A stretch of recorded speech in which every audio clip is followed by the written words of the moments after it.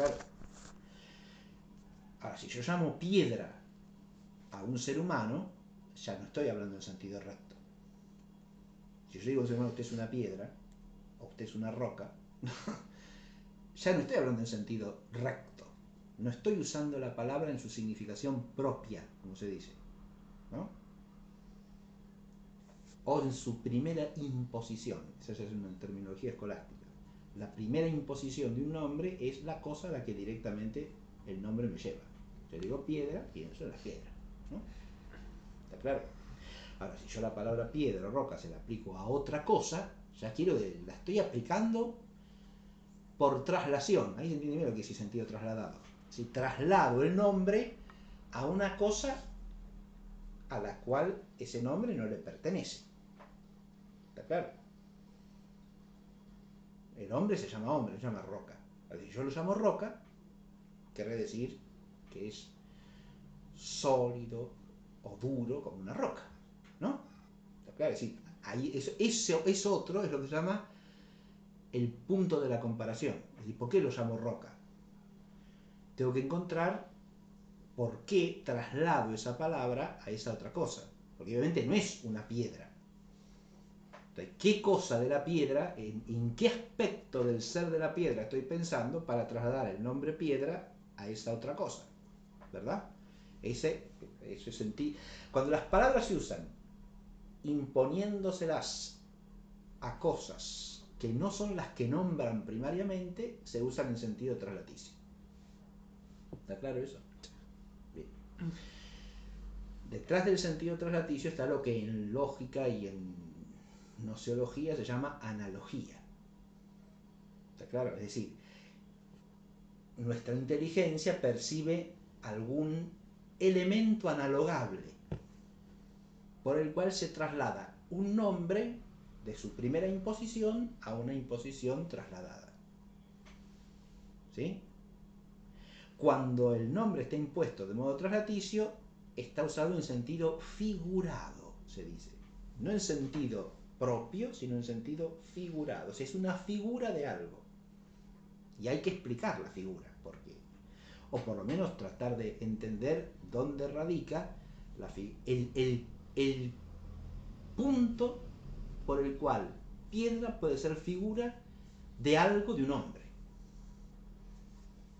Fíjense que en ese caso puede ser un elogio o puede ser un insulto prácticamente, ¿no? No digo un insulto, pero sí un término despectivo. Pero ahí de qué depende.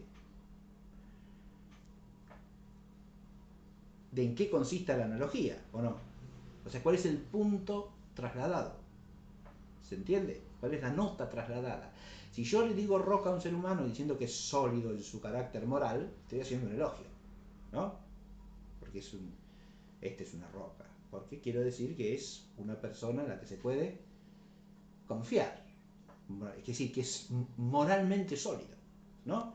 En cambio, si yo le digo, usted es una roca, para decir que no entiende nada de lo que se le explica, estoy diciendo que es una persona de poco entendimiento, ¿no? Se puede usar también, y claro, pero hay que decir, cuyo entendimiento es duro. O sea, no, ahí la dureza viene a ser una falta, ¿no? Una privación y no una virtud, como en el otro caso, ¿no? En el caso de la solidez moral es una nota virtuosa. En el caso de la falta de docilidad intelectual o de la falta de lucidez intelectual, es una nota privativa. Te falta algo que debiera darse, ¿no? ¿Se entiende? Bien. Pero por eso cuando uno usa un término en sentido figurado, hay que tratar de comprender cómo lo usa. ¿Se entiende? No es obvia la significación. En algunos contextos puede ser clarísima. Porque en esos dos casos, cuando uno usa en el lenguaje vulgar roca, fácilmente sabe dónde está el punto de la comparación o no, sin que haga una reflexión larga sobre el asunto. Pero las figuras pueden dar lugar a confusiones, ¿o no? ¿Se ve? Sí, sí. Porque podemos tomar distintos puntos de traslación, es decir, lo que traslado del nombre a la otra cosa puede tener distinta razón. distinta razón analógica, diríamos, ¿sí? Para hablar en términos conceptuales. O hay otra cosa que hay que decir en general de esto, otro término de comparación, porque en toda traslación hay una comparación implícita. ¿Está claro lo que digo o no? Cuando usted traslada el significado es porque está comparando o no.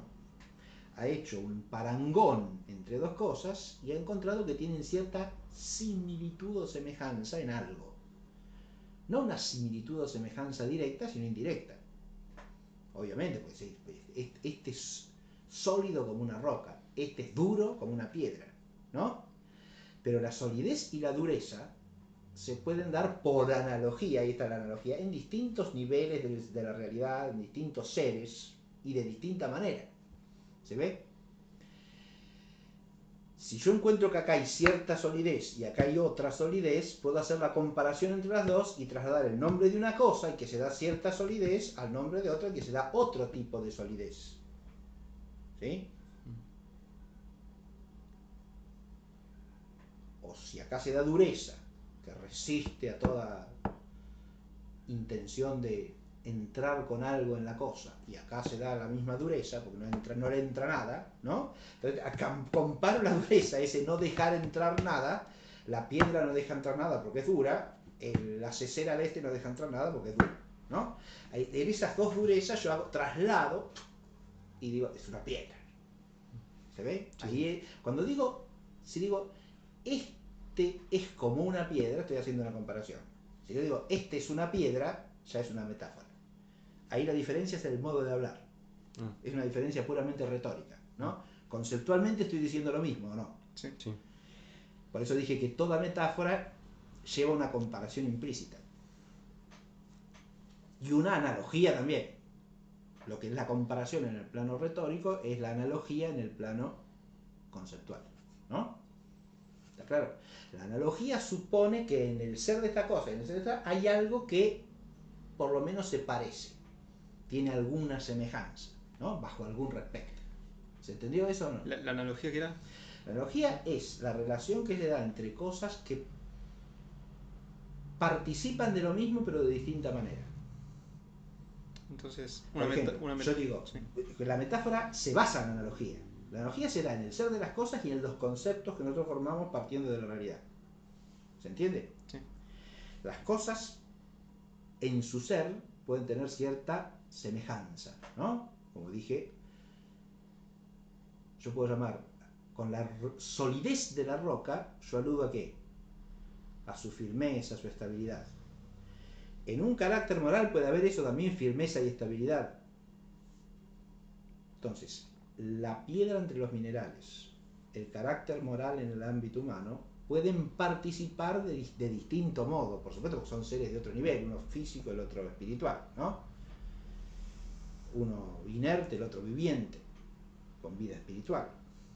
Pero son distintos planos del ser, pero en los dos puede darse ese ser estable y permanente, ¿no? Que llamamos solidez, firmeza. La firmeza de la piedra o la firmeza del carácter moral de alguien, ¿no? Participan de una misma cosa de distinto modo, o sea, según su naturaleza. Entonces, ¿se ve? Eso es lo que se da en el ser, esa participación. Eso hace que cuando nosotros formamos el concepto de solidez o de estabilidad o de firmeza, lo podemos aplicar a una cosa o a la otra, porque lo formamos a partir de todas las realidades que tienen cierta estabilidad o firmeza.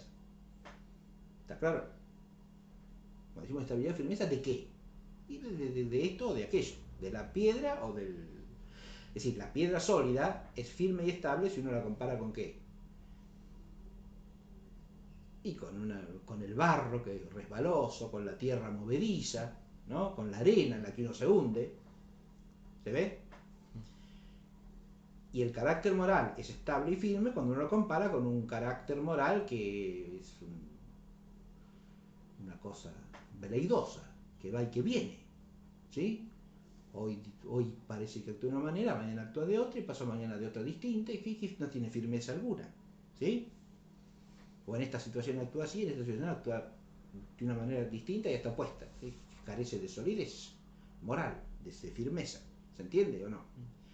Entonces advertimos la firmeza o la solidez, la estabilidad y firmeza en un caso o en el otro. El hecho de que las cosas participen de distinta manera de algo que de algún modo es lo mismo, es lo que llamamos analogía en el orden del ser, ¿no? Este ser es análogo a este. Análogo ahí que habría que decir semejante, tiene cierta semejanza, ¿no? En algún aspecto. Es relativa siempre la semejanza, no es absoluta. En algún aspecto es semejante, ¿no? En el concepto, la analogía, ¿qué quiere decir? Que el mismo concepto se aplica de distinto modo a una cosa y a otra. ¿Se entiende? No igual a este que a este. Yo no pienso, cuando yo pienso la solidez de la roca, no pienso la solidez del carácter moral. Son solideces distintas. No es lo mismo. ¿Está claro? Pero yo la idea de solidez se la puedo aplicar a una cosa o a la otra por analogía.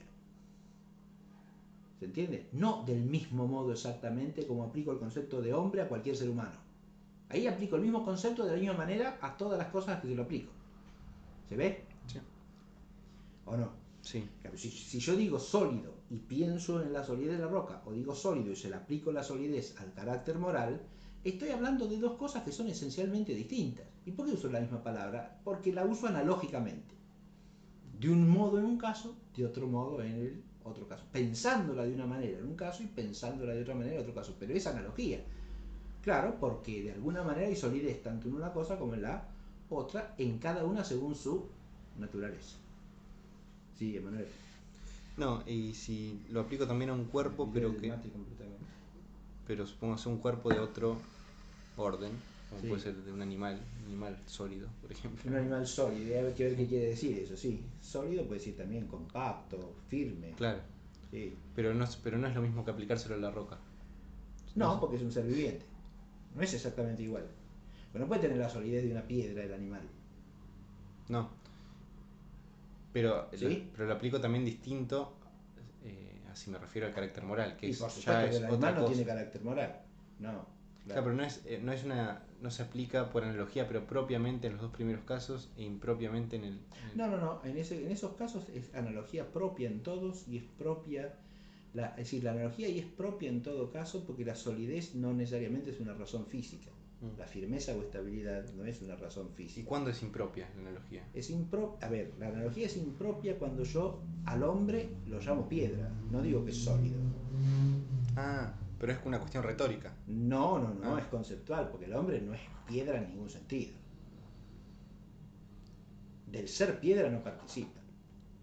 De lo que participa es de cierta solidez en todo caso, o de cierta impenetrabilidad. ¿Y pero no es lo que estoy diciendo cuando digo que es piedra? Sí, pero la palabra piedra se la aplico, o el concepto piedra se lo estoy aplicando impropiamente, porque no es una piedra. La metáfora implica eso, la impropiedad, porque estoy haciendo una comparación implícita en la cual los dos términos de la comparación son esencialmente diversos. Claro. Y a una cosa la estoy llamando con el nombre de otra cosa esencialmente distinta. Claro, pero en el plano del concepto no estoy pensando en la solidez. Si yo digo que este hombre es una Hay piedra... una analogía, siempre la analogía es el fundamento. Obviamente que es del modo de hablar eso, ¿eh? La Por eso propiedad o impropiedad es del modo de hablar. Es del modo, claro. Sí. No es del orden lógico. También, sí, porque el concepto, cuando yo digo que es piedra, lógicamente estoy aplicando una noción que no le cabe sino bajo razón analógica. Pero la analogía se hace propia cuando yo lo nombro con la razón analógica. En cambio, si lo nombro con la cosa en la cual se da esa razón analógica, la analogía es impropia. Por supuesto que es el nombre, está bien lo que dice Manuel, ¿eh? Claro, porque no creo que nadie haga un juicio diciendo que el hombre es piedra, es una piedra, claro, propio. en sentido propio. No, lógico que no. Por eso digo pero lo dice en sentido impropio. Claro. Sí, por supuesto, claro. En sentido trasladado. Claro, pero lo que decía lo de la propiedad y la impropiedad es del nombre. Es del nombre. Sí. En cambio, lo que otro pasa es que el nombre atribución... es la relación entre un término y un concepto, siempre. Recordemos eso. Sí. ¿Sí? El concepto interviene ahí porque va unido al nombre. Ya. No es cuestión meramente de la voz, eso sí. ¿Está claro? Ajá. Sino de la voz en cuanto ligada a un concepto. Ya. Entonces, esa voz que nombra algo se dice impropiamente de otra cosa. ¿Sí? O propiamente. ¿Se entiende? Claro, pero la distinción, por ejemplo, entre analogía de atribución Sí. y analogía de... No, de proporción y de proporcionalidad. Sí. Esas dos. Sí, proporción es la atribución. De atribución. Esa distinción sí es del orden lógico, digamos, y del orden del ser también. Pero Sí, por supuesto, sí. Sí, sí, sí, sí. La es más atribución, específicamente del... eso es puramente, ahí estamos hablando del concepto, sí. El concepto. De todas maneras, lo que se atribuye también es un nombre. Cuando se Sí. dice analogía de atribución o analogía de proporcionalidad, ¿no? Sí. También está atribuyendo un nombre o está haciendo proporcionalidad, está haciendo una comparación con un nombre, Con un nombre. ¿no? Pero ese nombre o está dicho propio o está dicho impropiamente.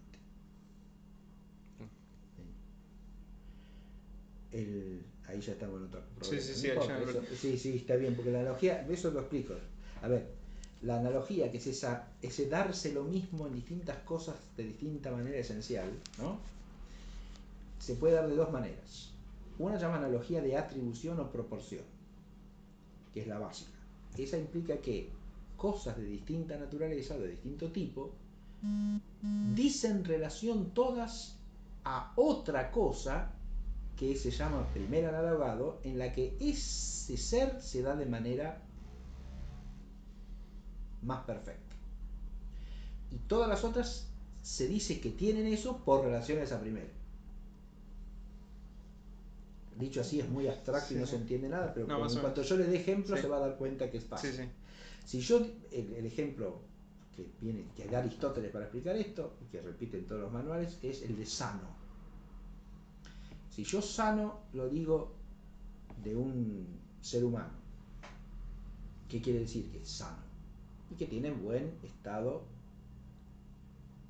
orgánico, digamos, que su organismo funciona bien, ¿no? Como debe según naturaleza. Si no funciona como debe, tiene alguna enfermedad, está sano, ¿sí? El ser sano es algo que se da en quién, y en los seres vivos. Yo puedo decir que es sano el hombre, que es sana la piel, que es pero no puedo decir que es sana la piedra, que es sano el hombre, que es sano el caballo, que es sano el árbol, que tengo la planta de tomate. Claro, está sana la planta, bien. ¿Por qué? Porque son seres vivos, ¿no? En esos tres casos, sano se dice exactamente en el mismo sentido. Bueno, hay un núcleo conceptual que es común, porque digo, estar en buen estado orgánico, pero en la salud en el hombre ya, sano un hombre, se puede decir orgánicamente, o psíquicamente, o espiritualmente, ¿o no? Usted no va a decir que el caballo está espiritualmente sano, no, no tiene sentido, y mucho menos en la planta de tomate, ¿no?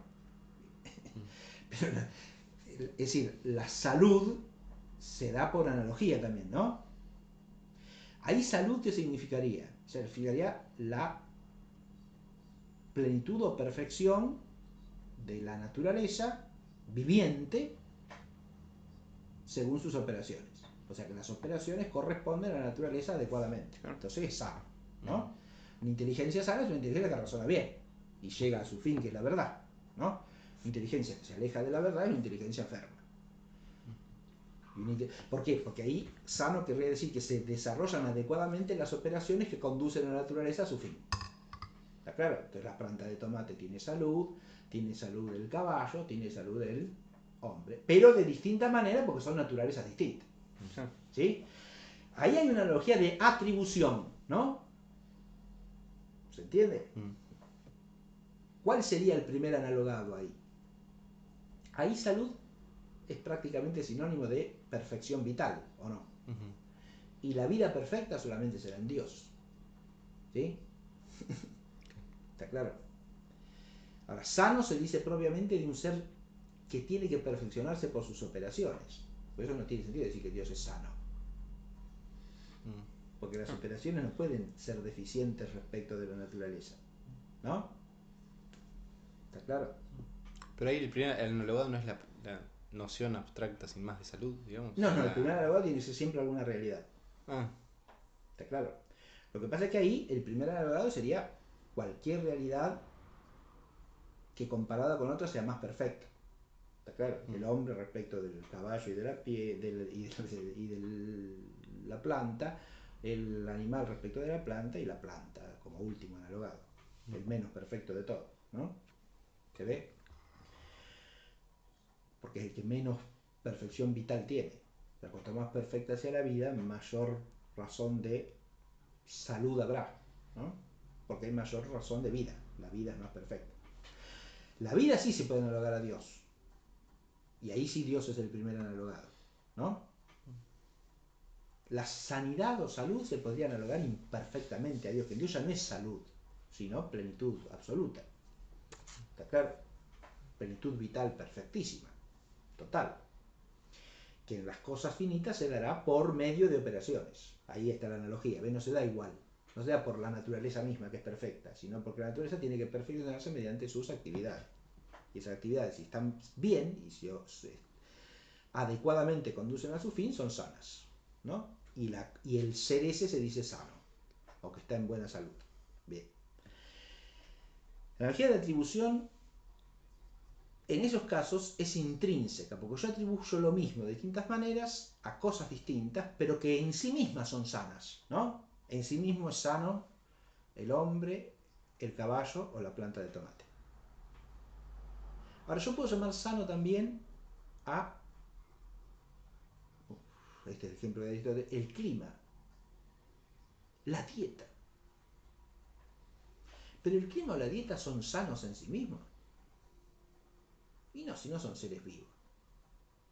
¿Está claro? Pero los llamo sanos ¿por qué? Y porque producen, inducen, conservan o promueven la salud de los seres vivientes. ¿Se entiende? O sea, por una relación extrínseca que tiene esa cosa con otra, la llamo sana. Entonces la atribución puede ser intrínseca o puede ser extrínseca. La atribución intrínseca, como yo digo, viviente, de Dios, del ángel, del hombre, de la vaca o del arbolito que tengo en la puerta, ¿no? Eso es analogía de atribución intrínseca, ser viviente, por ejemplo. Si yo digo sano para el hombre, el caballo o la planta de tomate, también es analogía de atribución intrínseca. Pero si digo sano para el hombre, para el alimento que come, para la dieta que sigue, o para el medicamento que le permite conservar la salud, este medicamento es sano, entonces ahí sano se dice por atribución extrínseca. ¿Está claro? Sí. Bien.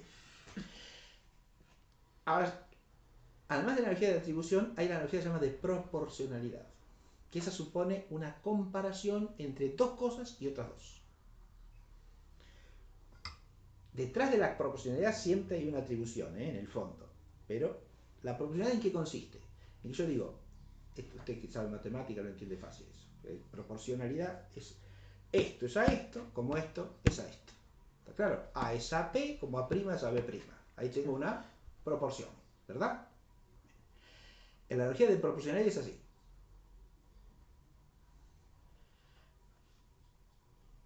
En los ejemplos que estábamos manejando al comienzo los podríamos, por ejemplo, si yo digo, la firmeza y estabilidad del carácter moral es al hombre, como la solidez inquebrantable o difícil de romper es a la roca, tengo una analogía de proporcionalidad. ¿Está claro? ¿Se entiende? Sí, sí. Y puedo decir sólido y sólido en un caso y en el otro.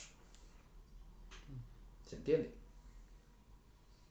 O la dificultad para que le entren conocimientos nuevos es al entendimiento humano, como la dificultad a ser penetrada por otro cuerpo es a la roca, ¿no? Entonces yo digo, ahí hay una analogía de proporcionalidad, ¿verdad? Sí. Este es una piedra, ¿por qué? Y porque es difícil, no le entra nada, ¿está claro? Pero no entrar nada ahí, dicho metafóricamente, ¿o no? Es decir, no le entra ni la explicación, ni el conocimiento nuevo, ni la experiencia que le hago tener, no le entra. Si no tiene acceso a su entendimiento, ¿no? Como si yo quiero, qué sé yo, hacer entrar una agujita en un pedazo de granito y no entra, mijo, se parte antes la aguja, ¿sí? No hay caso. Yo puedo hacer entrar en mi dedo y lo traspasa, la puedo hacer entrar atravesar el tomate, pero el pedazo de granito no. ¿Está claro? Y bueno, para cuando uno le dice una cosa, le dice otra, no le entra. Entonces ahí está la analogía, esa se llama de proporcionalidad. ¿Está claro? Y hay distintos tipos. La proporcionalidad suele dividirse en propia e impropia. Ahí está. ¿Es propia o es impropia? ¿No? Pero eso... Por ejemplo, yo llamo, si yo toco esto que soporta la mesa, lo llamo pata, ¿no? Y llamo la pata del caballo también. Pero eso es una proporcionalidad propia. Porque los miembros anteriores y posteriores de un caballo son al cuerpo del caballo como las patas de la mesa son a la tabla. ¿Qué son? El sostén. Son el sostén físico, el sustento físico. El sustento en el orden físico. En los dos casos, sí, de manera distinta, porque el otro es un sustento móvil, orgánico, ¿no? Sí. Las patas en el caballo son partes integrantes de su propio organismo, por naturaleza. Acá no, acá son todas partes de madera cortadas por el carpintero y ensambladas de alguna manera, ¿no? ¿Se entiende? Es un ente artificial la mesa. Pero en los dos casos se da la razón de, ahí está la analogía de atribución en la base, la razón de qué? De ser físicamente sustentante. ¿Se ve? Entonces la analogía es propia. Pero entonces entre las patas del caballo y del perro, por ejemplo, no hay analogía. Se dicen No, esas se dicen unívocamente. unívocamente. Sí, no. Por más que sean dos naturalezas distintas. Sí, pero el hecho de tener patas son la misma naturaleza. Son mamíferos cuadrúpedos los dos, ¿no? Porque si tienen algo de naturaleza común, sí. Razón por la cual tienen patas. Las patas pueden ser un poco distintas en uno y en el otro, pero no, claro. sí, habría que ver ya si las patas de un insecto se dicen analógicamente respecto de las de un mamífero, por ejemplo. Eso ya puede ser, porque a lo mejor cumple otra función vital distinta. Pero en el perro y en el caballo no. ¿Está claro? Me cuesta un poco entender cuál es el límite. Por eso ¿no? decimos, claro, de cuándo se dice. Bueno, porque hay que ver respecto de la naturaleza si la pata cumple la misma función natural o no, o es otra la naturaleza del ser pata. ¿Está claro? Sí. El lenguaje vulgar nos tiende a hacer pensar que las patas en los animales son todas las mismas. Las patas de la araña, las patas de la mosca, las patas del caballo, las patas del perro. Y hasta cierto punto es así, ¿o no? Y sí. Porque sustentan al cuerpo para que no esté en contacto directamente con la superficie de algo, ¿no? Lo mantienen alejado, lo protegen de esa manera, ¿no? Las patas son protectoras. Y le permiten moverse, ¿o no? Y eso pasa con la pata de la mosca, de la araña, del caballo, del perro. ¿Sí? Son órganos locomotores, ¿verdad? De locomoción para el animal. Y cumple la misma función. En cambio no decimos patas en el hombre en castellano. No, porque el ser humano ya es una naturaleza totalmente otra. ¿Se entiende? Claro, está bien.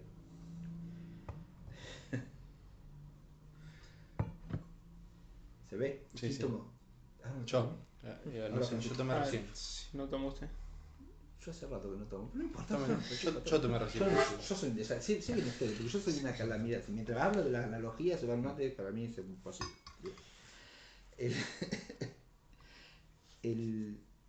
No terminé con la analogía, porque esa es propia, digo, de las patas. Pero puede ser impropia también cuando sucede qué cosa. Que la relación que tienen no es por una razón de atribución que se da en las dos cosas de la misma manera. ¿Se entiende? Si yo digo, la pata de la mesa y la pata del caballo son sustentantes en el orden físico, ¿verdad? Participan de las dos cosas de distinto modo, ¿por qué? Y porque son naturalezas distintas. pero en un mismo plano de realidad, que es el ser físico ahí, ¿no? ¿Está claro? En cambio, si uno dice, y ya nos vamos acercando a nuestro texto, como dice la Escritura, Dios es la roca de Israel. ¿Qué quiere decir eso?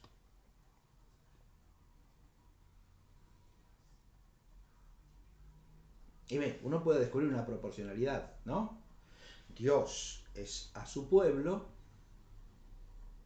como la roca es a quien se afirma o pisa sobre ella, ¿no? Es decir, un fundamento seguro, sólido, permanente. ¿Está claro? Pero la analogía esa es claramente impropia, porque el ser fundante en un caso y en otro se da el mismo orden de realidad. No. No, claro. Se da un orden de realidad totalmente distinto. ¿Se ve? ¿O no? Sí, sí. Pero uno está tomando una realidad para nombrar otra. Ahí se ve la traslación, ¿no? Entonces, Dios es la roca de Israel. En todo esto siempre están en juego los dos órdenes de realidad, digamos, el físico y el espiritual. Muchísimo. La analogía juega un papel importantísimo para el hombre. ¿Por qué? Porque nuestra experiencia de las realidades físicas solemos analogarla para nombrar realidades espirituales. Pero también puede ser a la inversa en el lenguaje humano, ojo, ¿eh? La analogía puede ser ascendente, y lo es muchas veces, pero a veces también es descendente. ¿Está claro? Porque desde la experiencia espiritual trasladamos rasgos o características a las cosas. ¿Sí? Este auto es medio falluto. Con lo cual queremos decir que el auto es como una persona que no es confiable. ¿No? ¿Se entiende? ¿Se da cuenta? Ahí la analogía parte de la esfera propiamente humana y desciende a la cosa artificial. ¿Verdad? ¿Se entiende?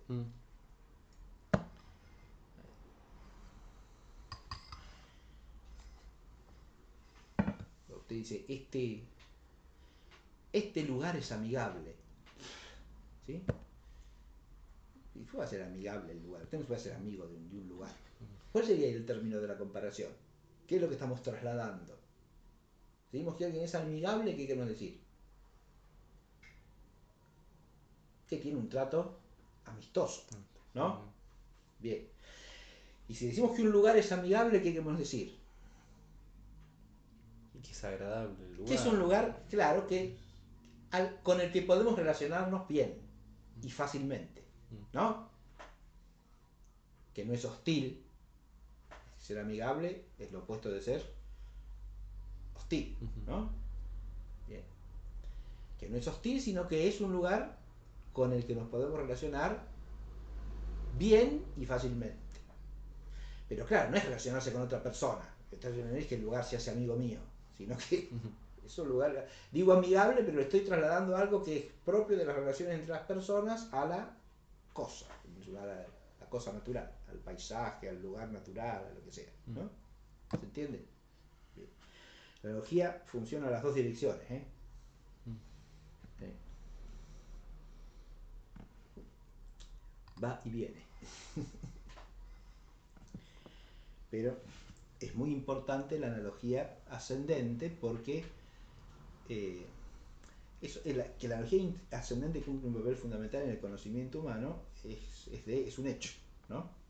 Porque toda la riqueza de la experiencia del orden físico, además así, es de alguna manera aplicable por analogía al orden espiritual, ¿no? Y en eso se cumple eso que muy bien enseñaba Orígenes, el alejandrino cristiano, que todo el universo físico ha sido creado por Dios para que a través de su conocimiento el hombre pueda subir hacia Dios. Es una doctrina metafísico-teológica impresionante. No existe para su utilidad práctica, según él, primariamente. También cumple esa función, ¿no? Da medios de vida.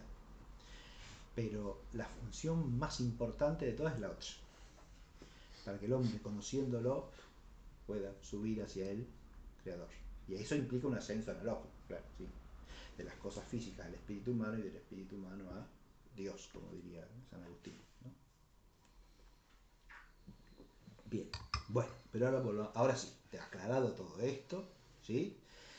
Volvamos al texto del Evangelio y ahora sí voy a hacer una... Empecemos, releamos para advertir si acá hay uso traslaticio de los términos y de qué términos, ¿no? ¿Está claro?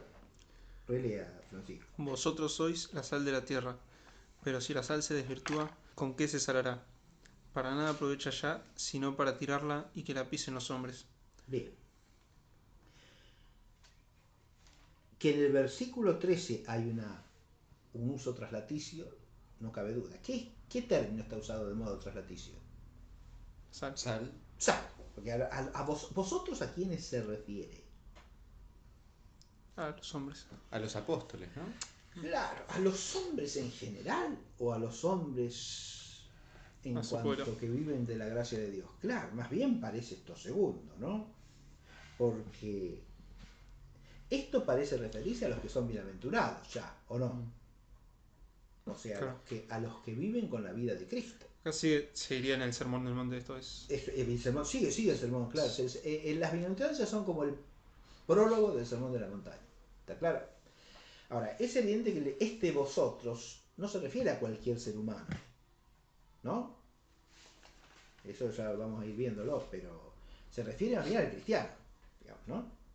Se refiere al que cree en Dios, al miembro del pueblo de Dios, al que participa de la gracia de Dios. No se refiere a todo ser humano. Vosotros sois la sal de la tierra. Ahora, a los hombres les dice sal. Es una metáfora eso, ¿o no? Ustedes son la sal. Bien. O como en el versículo 14 dice, vosotros sois la luz. Ustedes son la luz. De nuevo es una metáfora, ¿no? Sí. Sal y luz son términos usados ¿cómo? ¿De modo directo o trasladado? Trasladado. Y trasladado. Están usados traslaticiamente, figuradamente, se dice en retórica. Son términos usados en sentido figurado, ¿no? Vosotros sois la sal, vosotros sois la luz. ¿Se ve? Para entender qué significa eso, habrá que ver qué aspecto de la sal y qué aspecto de la luz es el que está tomado acá en cuenta. ¿O no? ¿Está claro? La sal sirve para aquí, para condimentar los alimentos. Entonces, ustedes son un buen condimento. No es difícil que esté diciendo eso, ¿no? No está diciendo eso, ¿no? Hay que ver qué aspecto del ser de la sal es el que está trasladado acá. ¿Se ve? ¿Cuál es el punto trasladado? Si yo digo, vosotros sois la sal, les dice el Señor a los discípulos, vosotros sois la sal, ¿a quién se refiere? ¿Qué quiere decir eso? Hay que encontrar el punto trasladado, porque si no, no entendemos de qué habla, ¿no? ¿Se ve? Vosotros sois la luz. ¿Qué quiere decir eso? Vosotros Iluminan. cumplís con las leyes de la reflexión. No significa eso, ¿no? No está hablando de eso. Entonces, usted tiene acá que descubrir, como en toda metáfora, son metáforas acá, porque no está usado comparativamente. ¿Viste? Ustedes son como, no, sino directamente como metáfora, está aplicado directamente. Si el término trasladado se aplica sin, esto es retórica pura, es decir, tiene que ver con el lenguaje. Claro. Si el término trasladado se aplica sin término comparativo, es una metáfora. Y si uso un término comparativo, se parece a, es como, se asemeja a, estoy haciendo una comparación. O sea, sigue habiendo comparación, pero es implícita. Sí, por eso dije que en toda metáfora hay una comparación implícita. Claro. Usted la metáfora la puede convertir en... Es decir, ustedes son como la luz, ustedes son como la sal. ¿Sí? Ahora, también hay que ver qué concepto tienen de la luz y de la sal. Bien, ahora ya, si uno quiere entender muy bien la punta, el punto que yo traslado al llamar, aquí Jesucristo es el que está diciendo, ustedes son la sal, ustedes son la luz. Cuando él dice esto a los discípulos, vosotros sois la sal, vosotros sois la luz, ¿en qué aspecto de la sal o de la luz está fijando su atención. Esto no es lo que a mí se me ocurra. Porque si yo quiero ser exégese, tengo que pensar qué es lo que significa acá. Por eso está bien lo que dice Manuel, qué significa la sal o la luz, primero para el contexto histórico en que habla Jesucristo, ¿no? Sí, para los judíos a los que les hablaba, ¿qué significaba la sal? O la luz. Pero además hay que tener si son israelitas aquellos de quienes les habla, hay que tener en cuenta que estos términos también tienen un trasfondo bíblico probablemente. En el caso de la luz es obvio y atraviesa toda la escritura. ¿Está claro? En el caso de la sal ya no tanto. Porque no hay, lo que es una teología de la sal en el Antiguo Testamento no se encuentra, ¿me entiendes? Ahora, de la luz sí. La luz aparece desde el Génesis hasta los profetas por todas partes. ¿Está claro? Está en todo el Antiguo Testamento. El Señor es mi luz y mi salvación, a quien temeré. El salmista canta la luz por todas partes, ¿no? La metáfora de la luz es una metáfora que recorre toda la escritura. La de la sal, no. La sal aparece muy bien en el Antiguo Testamento, alguna no mención de la sal hay, pero no que la sal tenga un valor espiritual permanente en el Antiguo Testamento. No existe eso. ¿Se entiende? No hay tal cosa. La mujer de Lot se transformó en una estatua de sal. ¿Qué tiene que ver? No tiene nada que ver con esto. ¿Se da cuenta? No tiene ni relación alguna, ¿no? Sí, la sal se menciona eventualmente en el Antiguo Testamento, pero no es usada como no podemos decir que es un símbolo bíblico constante del Antiguo Testamento. Como puede ser el de la levadura, por ejemplo. ¿Cómo puede ser claro. Sí. ¿Qué tiene que ver con la corrupción? La levadura, sí. Y la sal tiene que ver con la incorrupción. Claro. Porque la sal es básicamente, ya vamos a ver esto. También tiene que ver con el sazonar, pero eso es otra. Pero básicamente, ahora vamos a ver qué significa la sal, ¿no? Y por qué está acá la sal. Pero además de esos contextos que nos ubicarían un poco, hay que ver si en el texto mismo hay algún indicio de qué quiere decir Jesús al usar estas metáforas. Y eso lo podemos encontrar en los versículos que siguen en cada caso, porque parecen explicar algo de la metáfora, ¿o no? Sí. Releamos el versículo 13, ¿no? Sí, el primero. Vosotros sois la sal de la tierra. Sí. Pero si la sal se desvirtúa, ¿con qué se la salará?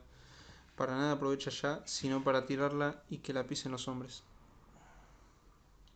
Claro. ¿Cómo está la traducción ahí? ¿Qué dice? ¿Tiene la misma traducción? Vosotros sois la sal de la tierra, mas si la sal pierde su sabor, ¿con qué será salada? Claro. La tierra, digamos, ¿no? Ahí ya aludió a la pérdida de sabor, ¿no? Sí. En cambio ya dice se desvirtúa. Sí, se desvirtúa.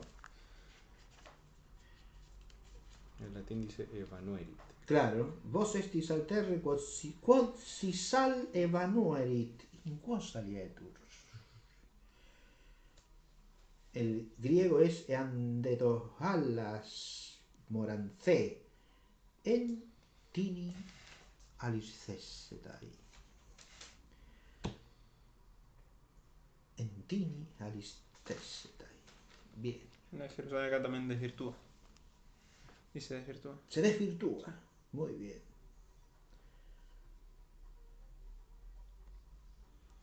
¿Qué se desvirtúa? Pierde su fuerza. Pierde su fuerza, pierde su vigor. Muy bien.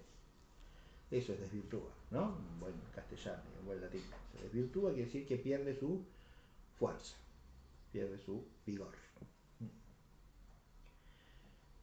¿Y cuál es la fuerza de la sal?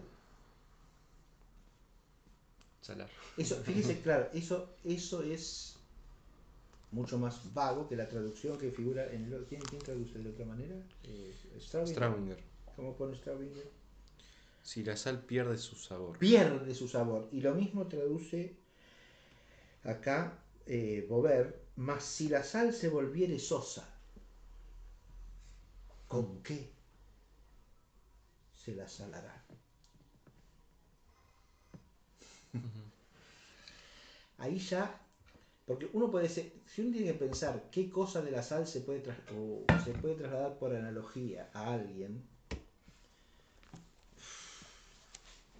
¿Paso el trapito? No, la servilleta. Sí, esa. Esta es una porquería. Basta de este mate. Vamos a hacer otro. ¿Qué cosas de la sal se pueden trasladar por analogía a los seres humanos? ¿No? La naturaleza misma de la sal es obvio que no. ¿Tiene algún efecto de la sal? ¿Qué efectos de la sal? Un primer efecto de la sal es salar. ¿Qué quiere decir? Darle sabor a las cosas, ¿o no? Es el primer efecto para el que se usa la sal. ¿Para qué se usa la sal? Y para que la cosa tenga sabor. Si no, resulta sosa, como dice ahí la traducción. La cosa es sosa. Te hierve una papa y se la come sin sal y es una cosa terrible. Se le pone un poco de sal y es riquísima. A mí por lo menos me encanta la papa. Pero sin sal es una tortura las papas. No te gusta nada. Te pones una papa hervida sin sal y es terrorífico eso, ¿no? Es decir, es como si la sal, fíjense que ese efecto de la sal es interesantísimo. ¿Por qué? Porque, claro, la papa salada tiene gusto a qué? A papas. A papa. Claro. No a sal, digamos. No sal, claro. Si está bien salada, ¿no? Y porque el sabor de la papa. y lo mismo cualquier cosa, ¿no? La sal lo que hace es hacer surgir el sabor de las cosas, ¿no? Así, como si eso que está en la cosa en potencia, por decirlo filosóficamente, o está en la cosa encerrado, a través de la sal puede salir, ¿no? Actualizarse, aflorar. Bien. La sal permite que las cosas tengan sabor, pero si la sal pierde su fuerza, ¿con qué se la salará? Es la pregunta. ¿Y cómo va a salar la sal? No se puede. ¿Con qué se la salará? ¿Con qué? ¿A qué? Pero ahí. ¿Con qué se la salará? Sí, es tal cual. ¿Cómo preguntan si no? Sí, ¿con qué se la Todos salará? tienen que traducir eso porque el verbo es haliscesetai, que viene de halas, que es la sal. Es salar. ¿Está claro? Claro, pero ¿cuál es el objeto? La tierra. No, espere un poquitito. Ya vamos a la tierra, dejémosla de lado porque todavía no hablé de la tierra. Y con toda intención, ¿eh? No, pero digo, Porque el objeto sal de la de la pregunta. tierra hay que ver. A la tierra se le echa sal. Fíjese que tierra no es término de la comparación. Y sal de la tierra no es un nombre compuesto, sino por metáfora. Claro, Claro, pero. Manuel, mire que la tierra ahí no está usada como parte de la metáfora, eso quiero decir. Pero me refiero. Vosotros sois la sal de la tierra, es decir, lo mismo que en el otro caso la luz del mundo. Claro, pero el sujeto en la pregunta, ¿cuál es? Eso es lo que no entiendo yo. ¿Qué No cosa? es la sal. El sujeto en la pregunta esta. ¿Con qué será salada? La sal sería el La complemento agente. ¿O no? No. ¿Es la sal? Claro. Porque si la sal se desvirtúa, ¿con qué se la salará? ¿A qué? A la sal. La sal. A la sal. Sí.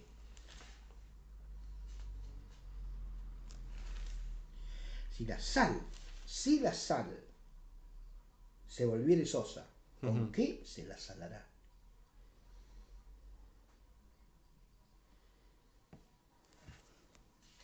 Claro, yo lo entiendo de otra manera, digamos. Pero no. ¿Con qué será salado qué? Y la tierra. Digamos, porque si le dices Ah, que son la sal de la tierra. Claro, ya. No, pero ahí ya está hablando. Acá está hablando. Yo entendía que el sujeto implícito era la tierra. La Digamos, tierra, ¿con qué será salada? será salada la tierra? Claro. Si la sal se volviere sosa, ¿con qué se la salará? No es imposible, Manuel, ¿eh? Pero eso supone que ahí sal sigue estando pensada en términos metafóricos y pareciera que no. Porque habla del volverse sosa o desvirtuarse la sal, salvo que se mantenga todavía la metáfora. Claro. ¿No? Sí. Ustedes se vuelven sosos. Claro. Sí, Claro. yo lo entendí así, pero bueno, no sé. Pero la sal, es que también puede ser, ¿eh? Si la sal se volviere sosa, ¿con qué será salada o con qué se la salará? Claro. ¿No? ¿Con qué se salará? ¿Con qué será salada? ¿No? ¿En qué será salada? Bien. Es posible, no le digo que no, en el contexto se podría entender así, ¿eh? Sí. La continuación lo hace difícil, pero Pareciera que ahora está hablando de la sal como sal, Mm. por lo que sigue a continuación. ¿Qué dice a continuación? Que Para nada vale, Para ¿no? nada sino para aprovecha que ya. tirada afuera la pisen los hombres. sino para ser tirada afuera y ser hollada de los hombres. Eisuden y Siei, Ujú, ¿no? Para Mm. nada vale, para nada tiene fuerza. ujú. Eisuden y Siei, eti eimeblecen exo, Catapate. sino acaso para que la arrojen fuera, ¿sí? Ujú, Para ser arrojada fuera. ujú. Catapateisai hipo ton anthropon.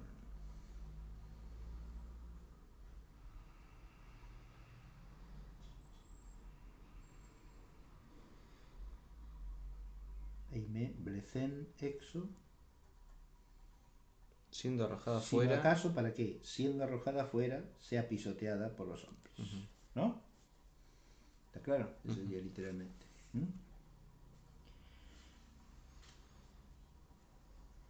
Eti eime blecen exo, catapateisai hipo ton anthropon.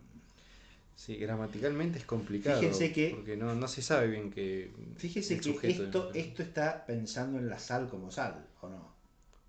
Claro, sí, acá Y sí. se entiende. Sí. Que es por eso normalmente suele interpretarse que fíjese, desde Masi la sal se volviere sosa y todo eso es de la sal con la que se compara a los discípulos, ¿no? Sí. ¿Está claro? Ujú. Si la sal se volviere sosa, ¿con qué será salada? ¿Eso qué quiere decir? Que no hay con qué salar a la sal. Lo que sirve para salar es la sal. Usted no puede salar a la sal. Claro. Entonces, si la sal se volviere sosa, ¿con qué se la salará? Mm, ¿Con qué será salada? mm.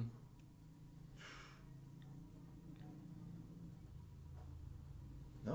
Ujú. Por si la luz se vuelve oscura, ¿con qué se la iluminará? Y sí, con la luz solamente es la que ilumina, ¿o no? Y la sal es la que sala, Ah, ¿no? No hay manera, es decir, es una manera de reforzar la metáfora y darle, orientarla, porque la orientación está en que, fíjense, aparentemente acá en que sale, ¿o no? ujú. Y dice que sale.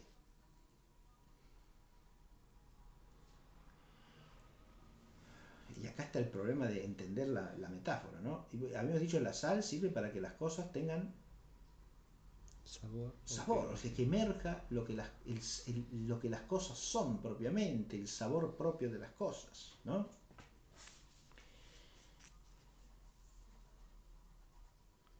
¿Qué es entonces ser sal de la tierra?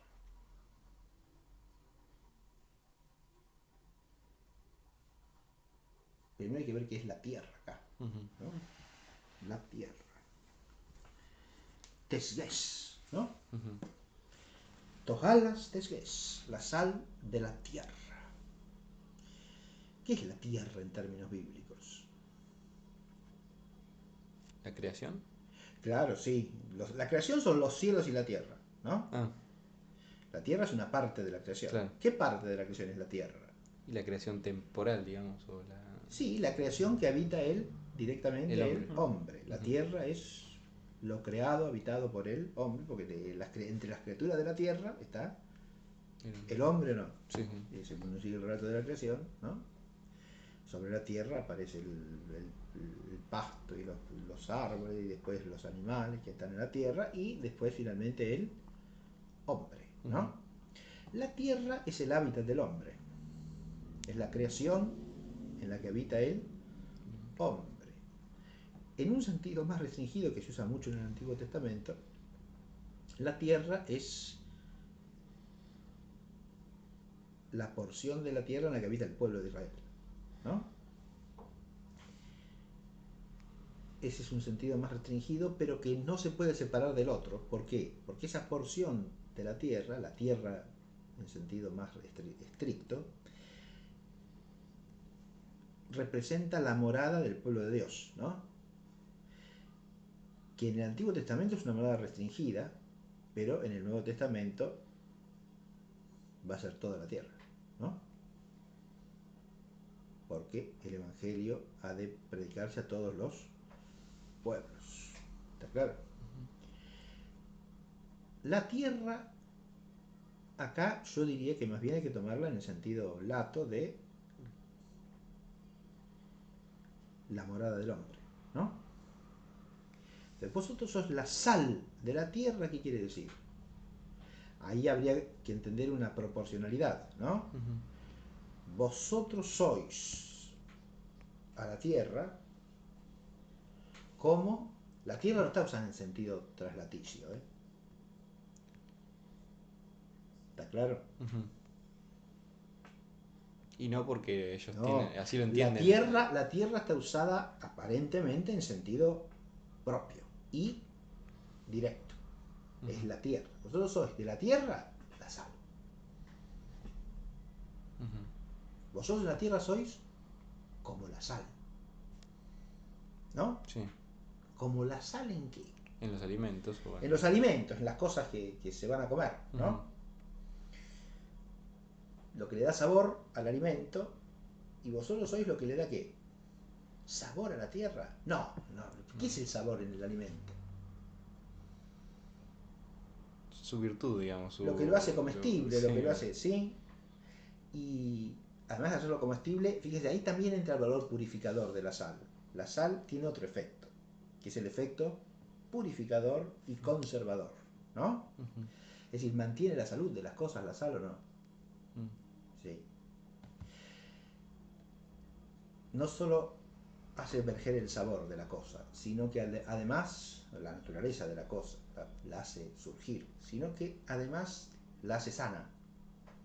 El alimento salado es un alimento purificado, ¿sí? Eso en la mente de los antiguos es claro, ¿no? La sal sirve al mismo tiempo que para dar sazón, o sea, dar gusto, para purificar la cosa. Y es cierto porque el cloruro de sodio es desinfectante. ¿Está claro? sirve para eso. ¿Y sirve para conservar también o no?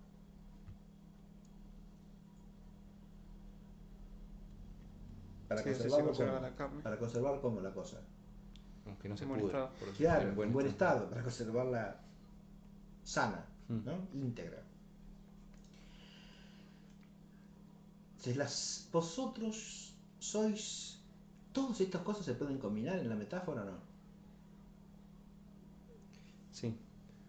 Podría ser. O se puede reducir a uno solo de estos efectos, o a todos combinados, ¿no? Y en este caso se puede retener todos o no. Y el efecto sería sobre el alimento, darle sabor, o extraerle el sabor,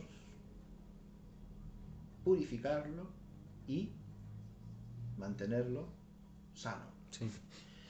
Cualquiera de estos efectos se puede trasladar al vosotros sois la sal de la tierra. Es decir, les estaría diciendo a los discípulos que ellos, impropiamente, en la morada del hombre, ¿qué hacen? Y en la morada del hombre es entre los hombres, ¿o no? Sí, sí, sí. Claro, porque de la tierra no se entiende en el sentido de la tierra deshabitada, ¿no? La sal de la tierra porque mantiene la tierra sana. Eso sería una interpretación ecologista. No tiene nada que ver con nuestro Señor Jesucristo. ¿Se da cuenta? No. Mire por dónde, no nos va a dar libreta, ¿no? No. A los ecologistas. No, que todavía no se dieron cuenta. ¿Quién sabe si no se dieron cuenta? Habría que ver si algún exégeta ecologista no tomó por ahí. Sí.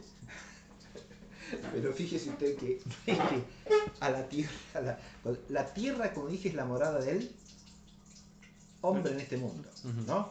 Entonces, como es la morada del hombre, nombra a quién. Y a los hombres. ¿Está claro? Siendo la tierra la morada del hombre, la tierra es los que habitan sobre la tierra. ¿Se entiende esto que digo o no? Entonces, para ellos sois como sal. ¿Qué quiere decir como sal? A ver, repasemos los tres efectos que mencioné. Extraéis el sabor. O sea, ¿qué significaría eso ahora? Es muy fácil de entender. Aquello de lo que la naturaleza humana, aquel bien de que la naturaleza humana es capaz, tenés que hacerlo salir ¿O no? Es decir, eso que está en potencia en los hombres tiene que emerger, pero para eso hay que salar. O sea, para eso tiene que haber algo que haga ese efecto de hacer surgir el bien posible, ¿no? ¿Se entiende? Puede purificar también. Sí. Y fíjense que acá las dos cosas irían ligadas, porque para que el hombre pueda alcanzar el bien al que está llamado, tiene que ser purificado de su pecado o no. Y tiene que ser conservado en virtud. Y claro, sí. Fíjense que las tres cosas llevadas al plano humano serían como efectos de la gracia, ¿o no? Sí. O sea que lo que les está diciendo es que ellos son los portadores de la gracia, ¿o no? Ese es el sentido del texto. ¿Se ve? ¿Se entiende o no? Sí, Es sí. clarito. Pero si la sal se volviese sosa, ¿con qué se la salará? O sea, que ustedes pierden la gracia. ¿A quién le van a...? La gracia, ¿quién se las va a dar? ¿Sí? Claro que la gracia viene de Dios, no viene de ellos. Claro. ¿Se entiende? Pero si la sal se volviese sosa, ¿con qué se salará? Ese se salará se puede referir a todo, ¿eh? Eso que decía Manuel es perfectamente posible. Es decir, ese se salará puede referirse con qué se salará la tierra. Claro. ¿No? ¿Con qué será salada la tierra? Si la sal se vuelve sosa, ¿con qué será salada? ¿No? Pero por lo que sigue pareciera más bien que está tomando un sentido literal. Si la sal se volviere sosa, ¿con qué se salará? Las cosas en general, podría ser, ¿no? O a la propia sal, que ya ha perdido su virtud. No sirve sino para qué. Y ahora habla de la sal. Si la sal esta ya no es capaz de salar, ¿qué hago? Y la tiro a la calle, que no sirve para más que para que tirándola fuera la pisen la gente, ¿no? Ya es una porquería, no sirve para nada, es una manera de decir que no sirve para nada, ¿no? Y si ustedes no salan, no sirven para nada. Si ustedes no operan como sal del mundo, de la tierra, no sirven para nada más que para ser pisoteados por los demás, ¿no? Son una cosa descartable, está diciendo, despreciable. ¿Se ve? La palabra es al mismo tiempo exaltante y durísima, ¿no? Porque si vosotros sois la sal, pero si no saláis, no servís para nada y sois una cosa desechable para ser pisoteada, ¿no? Pisada por los hombres. Igual es complicado de entender. Fíjense que una sal que eso también hay que entenderlo en el contexto de las leyes de pureza ritual judías. La sal se usaba para purificar, ¿m? Pero la sal que era pisada ya no servía más para nada, porque ya estaba impura. ¿Está claro? Si se le caía sal al piso, ya esa sal no se podía usar para nada. Ya no servía para nada. ¿Está claro? Había que barrerla y echarla afuera. Eso ya son las leyes de pureza ritual judía, digamos, ¿no? ¿Se entiende? ¿Qué puede tener que ver con esto? Puede tener que ver, claro que sí, eso está proyectado seguramente en la manera de hablar del Señor, sí, es decir, el tirarla afuera es declararla absolutamente inútil, ¿no? Porque ya esa sal no se puede usar más. La sal porque son, en cuanto que son ejemplos, digamos, ¿no? Eso ya es una interpretación. Porque O en cuanto que son son portadores, sacerdotes. son digamos, portadores pueden... del Evangelio, son portadores de la verdad, son transmisores del misterio. Entonces le está hablando a ellos en particular. Todo entra ahí, ¿eh? No solo porque son el interpretar en un sentido de ejemplaridad moral es posible, pero yo diría que no es ni lo principal ni lo que directamente está dicho en la metáfora, ¿eh? ¿Se entiende? No se refiere al sacerdocio en cuanto que son, digamos, medios de... No habla de vosotros, a todos los discípulos, sí, en general. Y eso se ve también por lo que sigue, es decir, más bien está hablando del salar y del iluminar en un sentido cristiano amplio, que se referiría tanto a la comunicación de la palabra como al ejemplo de vida. Las dos cosas entran, ciertamente que sí, ¿no?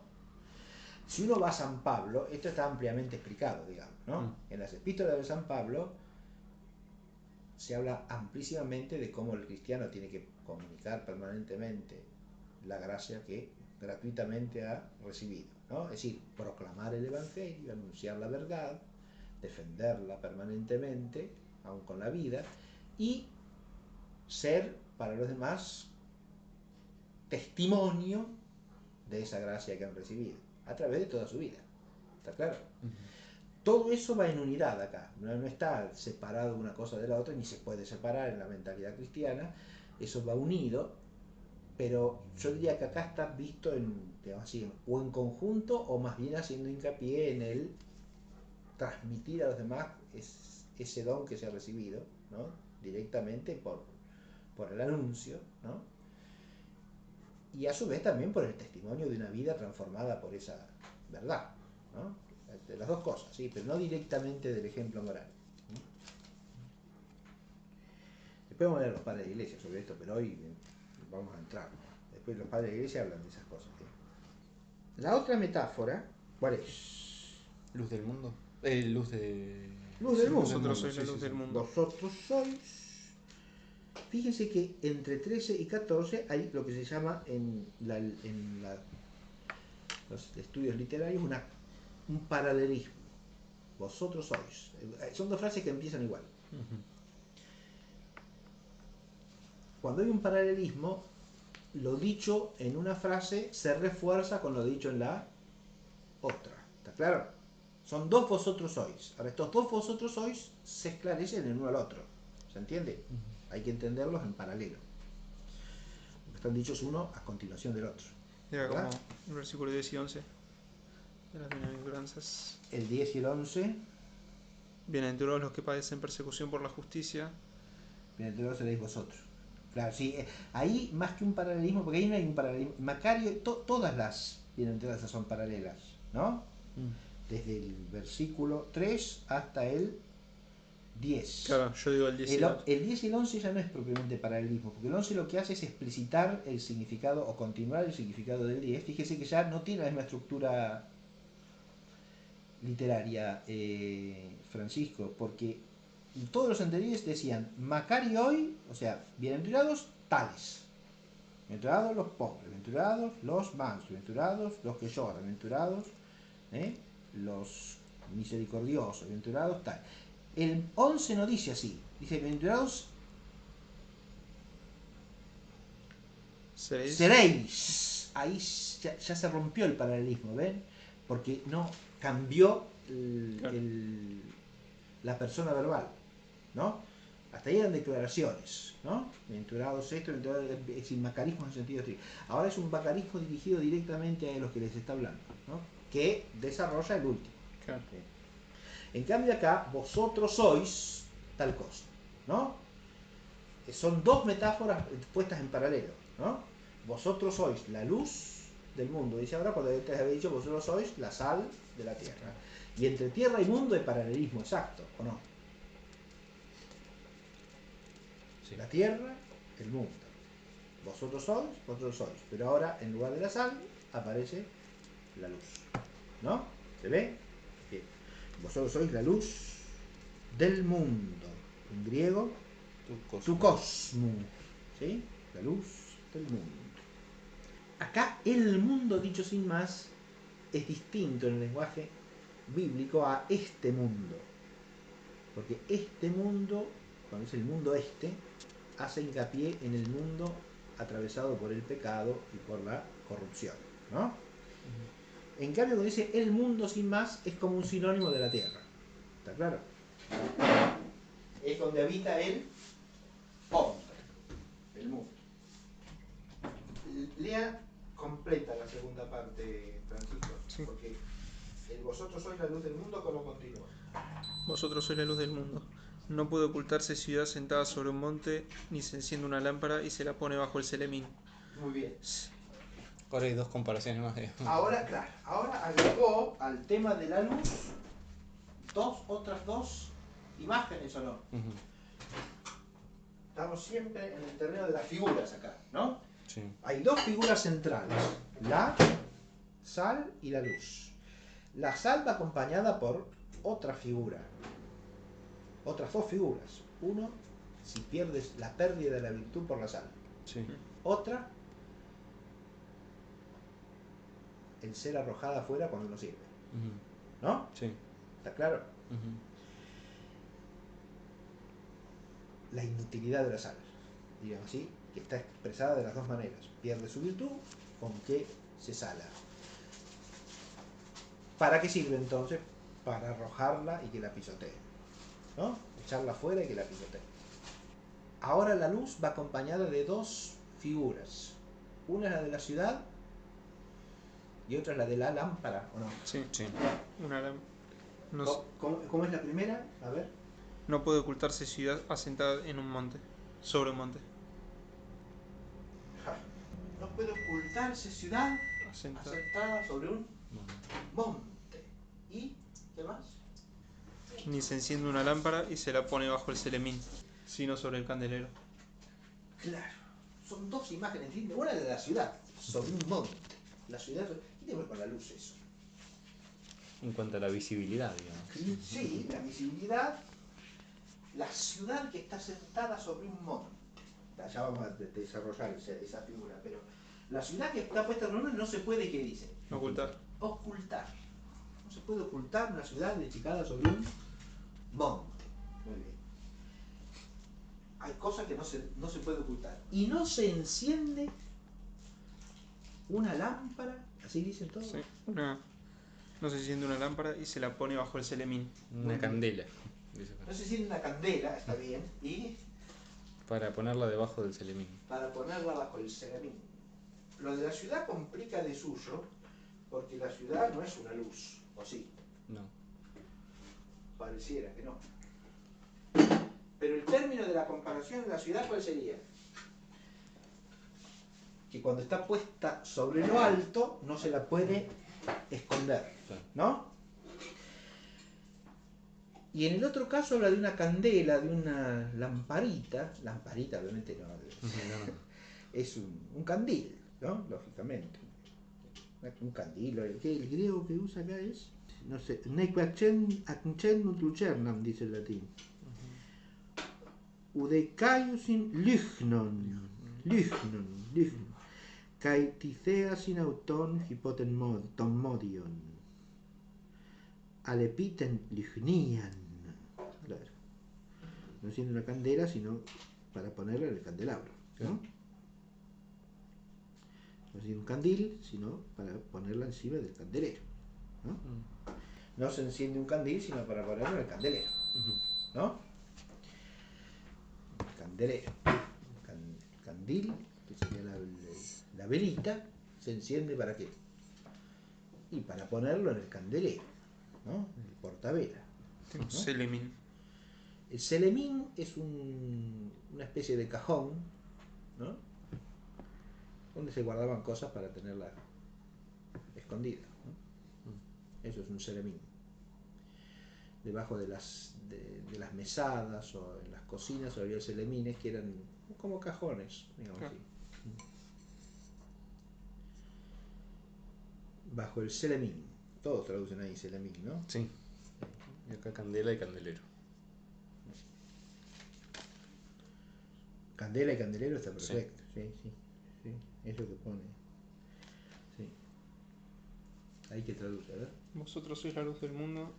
No puede ocultarse una ciudad situada en la cima de un monte, ni tampoco se enciende una lámpara y se la pone bajo del celemín, debajo del celemín, ¿Y cómo sigue? sino sobre el candelero, para que alumbre a todos los que están en la casa. Y alumbre a todos los que están en la casa. ¿Y el 16 qué dice? Así brille vuestra luz ante los hombres, de modo tal que viendo vuestras obras buenas, glorifiquen a vuestro Padre del cielo. Que está muy bien. Nuestro Padre que está en los cielos. ¿No? Padre del cielo. No sé por qué. Ton patera Gimón, ton toisunois. El Padre vuestro que está en los cielos. Es casi como el comienzo del Padre Nuestro. Sí. Pater gemon oentois uranois, ¿no? Y acá dice, ton patera gimón toentois uranois. El Padre vuestro en los cielos, ¿no? Sí. Que está en los cielos, se sobreentiende, ¿no? Sí, sí. No sé cómo traduce Nácar. Para que viendo vuestras buenas obras glorifiquen a vuestro Padre que está en los cielos. Glorifiquen a vuestro Padre que está en los cielos. Al Padre vuestro que está en los cielos. Sí, señor. Al Padre vuestro, diría yo. ¿Eh? Ton patera Ivón. Ton entois uranois. Padre vuestro que está en los cielos. Muy bien. Ese 16 ya explicita más la comparación, ¿o no? Porque ahora expone abiertamente que ese ser luz es a través de ¿qué? De las obras buenas. De las obras buenas, ¿no? Erga calá.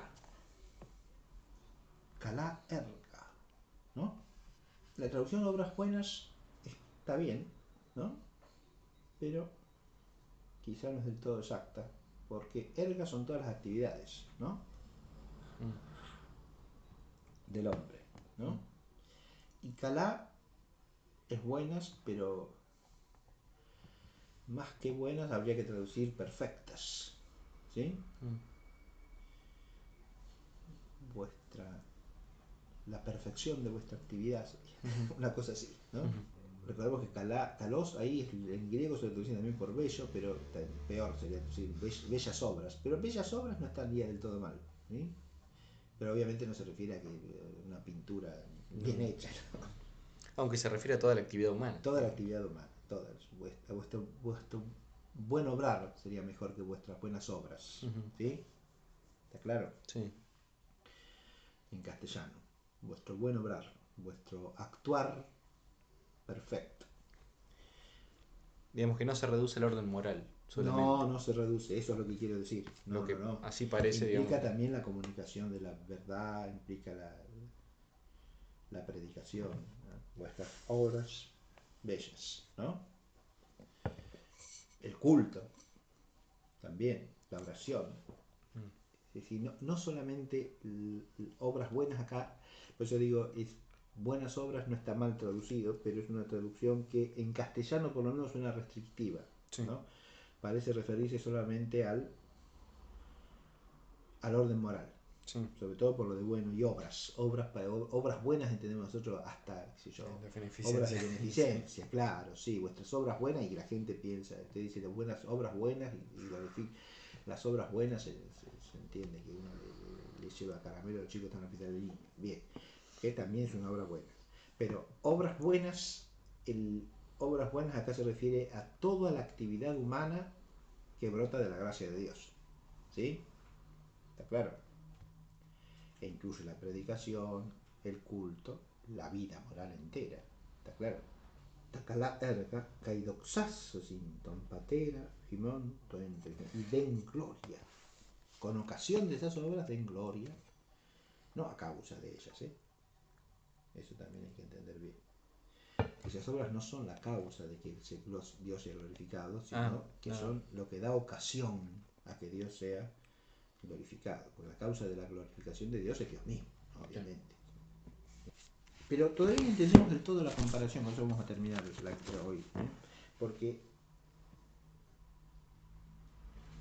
ahí hay una comparación añadida que es la de la ciudad, ¿no? Que aquí viene esto de la ciudad. No puede esconderse una ciudad puesta sobre la cima de un monte. Tiene que ver eso con vosotros sois la luz del mundo. Es lo que dice a continuación, ¿no? No puede esconderse una ciudad puesta sobre la cima de un monte. Ahí entendemos que los está comparando con una ciudad puesta sobre la cima de un monte, ¿o no? Sí. ¿Y qué es eso? ¿Qué es una ciudad puesta sobre la cima de un monte? Y de alguna manera como Sí, más importante. elevada que... Sí, está puesta. Las Resto, ciudades normalmente se hacían en la antigüedad en un lugar elevado, ¿no? Por varias razones. Entre ellas la defensa de la ciudad, por supuesto, ¿no? Pero además para que sea fácilmente ubicable desde el entorno, ¿o no? Y claro, sí, la pueden ver los demás, ¿o no? Está puesta en alto para ser vista. ¿Podría estar ahí la razón de la comparación o no? Está puesta en La alto razón de ser vista. para ser vista, ¿no? Por lo que dice después pareciera que sí, que Sí, por ahí vamos bien o sí. no. Está puesta en alto, ¿no? Sí, para su defensa, sí, pero eso para acá parece no tener nada que ver, ¿no? En cambio, el para ser vista, sí, porque después le dice que ellos tienen que manifestar esa gracia que llevan, por la cual son luz, a través de sus obras excelsas y sus obras que también vienen de lo alto, ¿no? Eso quiere decir el Calás también. Sus obras perfectas, porque son ser perfecto, nuestro Padre Celestial es perfecto, ¿no? Ser santo como nuestro Padre Celestial es santo. Y esas obras santas o perfectas son las que el mundo tiene que ver para que le sean ocasión de ¿qué? De dar gloria a Dios. Así como en el tema de la sal está implícito el tema de la pureza ritual judía, ¿no? Dijimos, si la sal se cae al piso hay que tirarla, ya no sirve para nada. Se hace impura la que tiene que purificar, ¿no? Ya no sirve para nada. Acá yo diría que hay una clara alusión, aunque implícita, a Jerusalén. Para un judío, ¿qué es la ciudad puesta sobre una montaña? Jerusalén, ¿no? Y porque por siempre excelencia se sube. la ciudad, siempre a Jerusalén se sube, es la ciudad elevada, la más alta de toda la Judea, ¿no? La más grande además, que se ve de lejos, ¿no? Está en lo alto del monte. ¿Y es la ciudad donde se da gloria a Dios también o no? Sí. Fíjese cómo tiene que ver con todo lo que dice después el versículo 16, ¿no? O digo mal, 16. Sí, sí. Es decir, todo lo que dice el versículo 16 está anticipado en esta imagen, ¿no? De la ciudad puesta sobre un monte, ¿no? Que, insisto, ¿sobre qué monte está puesta la ciudad de Jerusalén? Y sobre el monte Sión, ¿no? Hasta tal punto Jerusalén se identifica con el pueblo de Israel que al pueblo de Israel los profetas lo llaman hija de Sión. O sea, Pueblo Jerusalén. de Israel, claro. Jerusalén es la hija de Sión, es la ciudad que está edificada sobre el monte Sión. Pero el nombre hija de Sión, los profetas, sobre todo Jeremías y Ezequiel, lo usan para significar ¿a quién? Al pueblo de Dios. Y alégrate, hija de Sión, que es la alegría mesiánica, se lo dicen al pueblo, ¿no? Alégrate, hija de Sión. La alegría mesiánica es la que se cumple acá, ¿no? Y fíjense que les está diciendo que ellos son como la ciudad edificada sobre la montaña. ¿Para qué existe la ciudad de Jerusalén? Y para Dios, Para para el estar pueblo de siempre Dios. Sí, O sea, para todo ¿qué hay en Jerusalén? Está el templo. Está el templo. Jerusalén, la ciudad del templo. Jerusalén y el templo son indisociables, ¿no? Y para un judío de esta época más todavía. Decir Jerusalén es decir el lugar donde se da el culto de alabanza a Dios, ¿o no? Sí, sí. Por eso dije que acá está anticipado todo lo que viene después, en el 16. Porque eso de que los hombres glorifiquen a Dios con ocasión vuestra, ¿qué es lo que hace un judío cuando está llegando a Jerusalén? Hay toda una serie de salmos que se llaman salmos de peregrinación. Son salmos que cantaban los peregrinos mientras iban a Jerusalén, ¿no? Como por ejemplo ese que dice, bueno, ahora ya están pisando nuestros pies estos umbrales de Jerusalén, pero cómo se empieza, bueno, no me sale el comienzo, qué cosa horrible.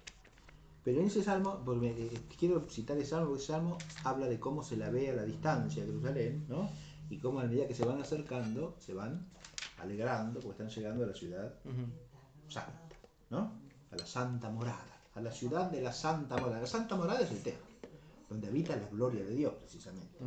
Y los israelitas suben a Jerusalén a dar gloria a Dios, porque allí se le ofrecen sacrificios, cantos de alabanza, ¿no? Es decir, es el lugar en que se glorifica a Dios. Acá está implícita en esta imagen toda la teología del templo, ¿no? El templo de la alianza nueva y eterna, ¿quién es? Jesucristo. Jesucristo, lo dice explícitamente el Evangelio de Juan, ¿no? Que cuando el Señor dijo, echad abajo este templo y yo lo edificaré en 3 días, se refería al templo que es su cuerpo, ¿no? Y Pablo dirá de los cristianos, vosotros sois templo del Espíritu Santo, ¿no? Cuando en esta comparación ya está implícita toda esa teología, ¿no? Porque vosotros sois la luz del mundo. ¿Jerusalén con su templo es la luz del pueblo o no? Sí. Claro, porque hay quien habita. Dios. ¿Y Dios qué es del pueblo? La luz. La luz. El Señor es mi luz y mi salvación. ¿A quién temeré? La luz, ¿no? Se le pide al pueblo, los salmistas le piden a Dios la luz permanentemente o no. Claro, que los ilumine, ¿no? ¿La ley de Dios es la luz del fiel o no? Pues también. Lámpara es tu palabra para mis pasos, luz en mi sendero, ¿no? La palabra de Dios es la luz. Fíjense que así como dije que de la sal no hay una amplia simbología en el Antiguo Testamento, de la luz es amplísima, porque la luz es Dios, es la palabra de Dios por medio de la cual Dios se hace presente en su pueblo, ¿no? Es la gloria de Dios presente en su santuario, ¿no? La luz tiene una significación amplísima. O sea que la metáfora de la sal se esclarece por la metáfora de la luz. ¿Se entiende? Para un oyente israelita, la metáfora de la luz es todavía mucho más significativa, ¿sí? Pero al estar en paralelo, una aclara a la otra, ¿no? La sal viene a ser como la gracia, que viene de ¿quién? De Dios. Y la luz también viene de Dios, porque la luz suprema es Él, ¿no? El tema de la ciudad aparece relacionado con la luz siempre y cuando la ciudad sea Jerusalén, ¿o no? La ciudad edificada sobre un... ¿Lo encontró? No, encontré uno que justicia, envíame tu luz y tu verdad, que ellas me guían y me condujen a tu santo monte. Claro, ese es el Salmo 142. 42. El 42, 42. perdón, sí, 42, sí, 142, sí, el Salmo 42, sí, este se rezaba, es el que se reza siempre en el rito romano tradicional, en secreto, pues lo se reza en el celebrante y los acólitos antes de subir al altar. El Iudicame Deus, ¿sí? Así empieza, Iudicame Deus, et discernere causam meam decente non sanguine, abomini iniquo doloso ergo me, ¿sí? Hazme Y justicia. tiene versión, ¿por qué? Hazme justicia. Sí, Iudicame Deus, sí. Júzgame, Señor, sí. O hazme justicia, no está mal. ¿Sí? Pero no sería bien justifícame. No, sí, hazme justo, sí, sí. Hazme justo, digamos. En ese Ese sería el sentido. sentido más perfecto, sí, sí. Iudicame Deus, et discerne causa meam, decente non sangue. Abomne, iniquo doloso, ergo me. Sí. Ese salmo se usa porque tiene el versículo ese que dice et introigo ad altare Dei ad Deum qui letifica juventud en me, ¿no? Y entraré al altar de Dios, a Dios que es la alegría de mi juventud, ¿no? Entonces cuando el sacerdote estaba por acceder al altar, o está por acceder, dice ese salmo, ¿sí? Pero ese no se canta nunca, ese se dice en baja voz entre el sacerdote y el acólito, el monaguillo, o quien lo acompaña, ¿no? Pues se reza coralmente, pero se reza siempre en voz baja, mientras se canta, en la celebración solemne, mientras se canta el introito. ¿Okay? El Salmo 42, ese te habla de la ilumíname, Señor, claro, sí. ¿Cómo dice ahí la traducción? Envíame tu luz y tu verdad, dice. Que ellas me guíen y me conduzcan a tu santo monte. Claro. Emitte lucem tuam et veritatem tuam, dice el latín. Emitte lucem tuam et veritatem tuam. Ipsa me deduxerunt et aduxerunt in montem sanctum tuum et in tabernacula tua. ¿Sí? Es decir, envía tu luz y tu verdad. Ellas mismas me conducirán a tu monte santo. Claro. ¿Sí? Sí, yo te traduzco del latín. Sí. In montem sanctum tuum et in tabernacula tua. A tu monte santo y a tus tabernáculos. Así es. Bueno, pero acá hay una evidente unificación de dos imágenes, ¿sí? Una es la de la luz y otra es la de la ciudad edificada sobre el monte, que insiste, uno la puede entender en general, la ciudad que está edificada sobre el monte para que la vean, Sí. pero yo creo que en este contexto claramente connota no cualquier ciudad, sino la ciudad de Jerusalén, ¿no? Que está puesta sobre lo alto del monte Sión para que todos los hombres la vean, porque de ahí dimana la luz. Claro. ¿Entiendes? La ciudad donde está el templo del único Dios verdadero. Sí. Este es el tema, ¿no? Es la ciudad santa por excelencia. Y de hecho de ahí arrancará la luz definitiva, porque ahí en esa ciudad se consuma la crucifixión, muerte y resurrección de Jesucristo. ¿Está claro? Que es la luz del mundo. Él es la luz del mundo. ¿O no? Sí, sí. Claro. Vosotros sois la sal de la tierra, vosotros sois la luz del mundo. Hay que entenderlo por participación. Claro. Como los macarismos, igual, ¿o no? Sí, sí. Porque dijimos que los macarismos tienen un primer analogado que es Cristo, ¿sí? Sí, sí. ¿Quién es el que es divinalmente dichoso porque llora? Él. O porque padece persecución a causa de ser justo, de ser santo. Él.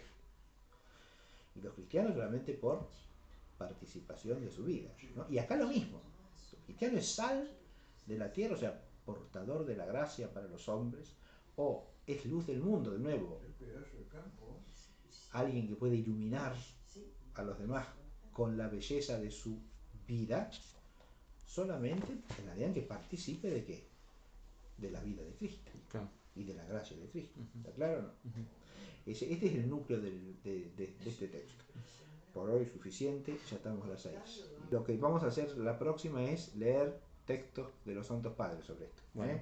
Pero por hoy ya, el núcleo, digamos así, del sentido del texto lo tenemos, ¿no? Sí, sí. Que son dos imágenes hermosísimas realmente, ¿no? Después, perdón, me falta una cosa. Lo de Selemín también es clarito, ¿o no? Sí. Nadie enciende un candil, una velita, para ponerla debajo de taparla con un cajón, ¿no? Y no, claro. Fíjense que la comparación es distinta porque la ciudad que está edificada sobre el monte no puede ser ocultada. Esa no se puede ocultar. Entonces vosotros, al ser partícipes de la luz, no podéis ser ocultados. Si es que permanece la luz en vosotros. Claro. ¿No? En cambio ahora dice, con una finalidad, ¿no? Con un sentido final, no se enciende una lamparita. Ahora, si Dios os pone luz a vosotros, no es para que estéis escondidos debajo de la mesa, ¿no? O debajo de un cajón. ¿Está claro? No se enciende una lamparita para ponerla debajo del selemín, sino para ponerla en el candelero y que alumbra a todos los que habitan en la casa. ¿Está claro? Porque la luz para qué? Y para alumbrar, no para esconderla. La imagen ahí completa, ¿no? Eso me faltaba, lo de la lámpara y el selemín, pero esa es clarísima, esa no requiere mucha aclaración porque ahí la metáfora, la comparación es muy clara, ¿no? Si se enciende una lamparita no es para ocultarla, sino para que ilumine, ¿no?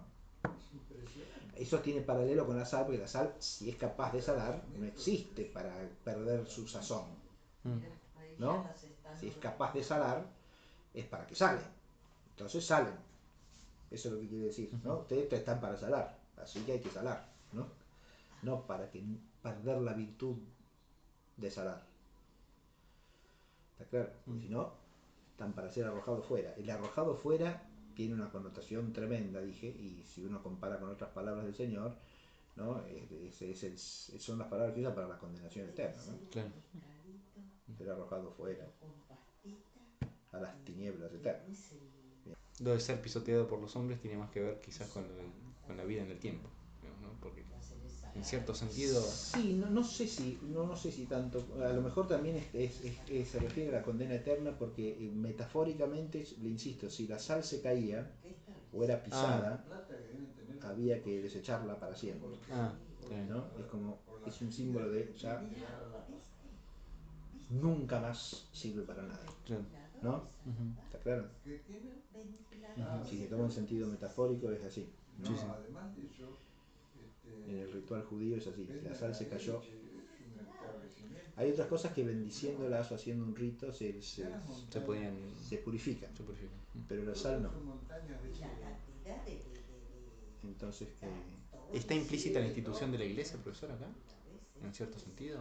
Porque ¿a qué punto? Claro, está muy bien la pregunta, Manuel, porque ¿esto a quiénes se refiere? Es la pregunta más crucial de todo este pasaje, ¿no? ¿A quiénes les habla? Porque si uno va al comienzo del capítulo 5, al ver las muchedumbres, subióse a la montaña y como estuvo sentado se le llegaron sus discípulos, ¿no? Y aclaramos que les habla a quiénes. A las muchedumbres, como a veces se ven en las películas. Jesucristo sube y baja del monte y hay un montón de gente ahí. No, les habla a los discípulos. Y acá es claro que les habla a los discípulos, ¿o no? No está hablando de la muchedumbre, vosotros sois la luz del mundo. No, se los dice a los discípulos.